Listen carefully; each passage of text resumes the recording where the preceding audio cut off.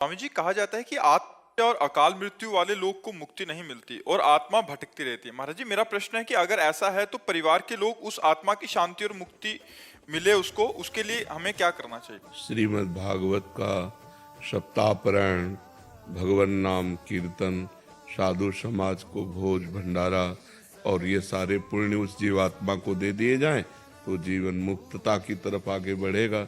नहीं तो आत्महनन, आत्महत्या करने वाले को और जो महत पाप करने वाले जन हैं इनकी अधोगति होती है, प्रेत योनि आदि को ये प्राप्त होते हैं।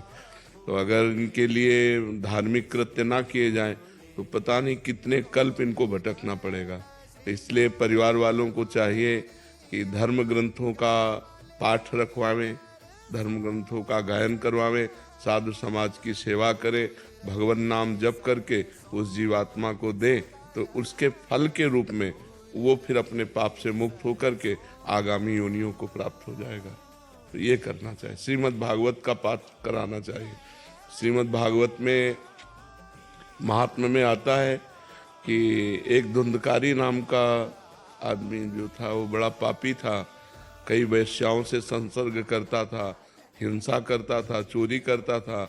तो एक दिन वो कहीं राज खजाने से चोरी करके लाया तो वैश्याओं ने सोचा कि अगर हम इसको मारती नहीं हैं तो एक दिन राज कर्मचारी सब धन पकड़ के ले जाएंगे, हमको भी पकड़ के ले जाएंगे और ये मारा जाएगा तो मारा जाना निश्चित है। तो उन पांचों वैश्याओं ने उसे बांध दिया सोते हुए और उसके मुख में आग के अंगारे रखे, फिर भी नहीं मरा तो गला घोट करके किसी तरह उसको मारा।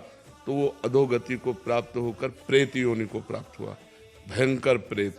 तो उनके एक भाई थे गोकर्ण जी, बड़ी कथा है। तो गोकर्ण जी तीर्थ यात्रा करके आए हुए थे, घर में शयन कर रहे थे तो कभी भेड़ा बन जाता, कभी सिंह बन जाता, कभी इंद्र बन जाता। तो उनका ये विपरीत दशा को प्राप्त हुआ, कोई देव तो है नहीं, ये प्रेत है। तब पूछा तुम कौन हो? तो उसकी बोलने की सामर्थ्य नहीं थी। तो उन्होंने गायत्री मंत्र जप करके जब उस पर जल छिड़का तो उसके पाप थोड़े नष्ट हुए। तो वो बोला मैं तुम्हारा भाई धुंधकारी हूँ, पाप करने के कारण मैं प्रेत योनि को प्राप्त हो गया हूँ। उनका तुम्हारे लिए तो मैंने पिंडदान किया है। बोले उससे मेरा कल्याण होने वाला नहीं।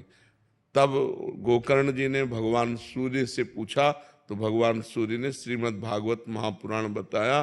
तो 7 दिन में श्रीमद् भागवत के श्रवण मात्र से धुंधकारी प्रेत योनि से मुक्त होकर भगवान के पार्षद स्वरूप को प्राप्त हुआ और सबके बीच में विमान आया और बैठकर भगवान के धाम को गया। तो जो अधोगति को प्राप्त जीव हैं उनके कल्याण के लिए श्रीमद् भागवत, भगवान नाम कीर्तन, साधु सेवा, नाम जप ये करके उसको प्रदान किया जाए तो उसका कल्याण निश्चित हो जाएगा, निश्चित।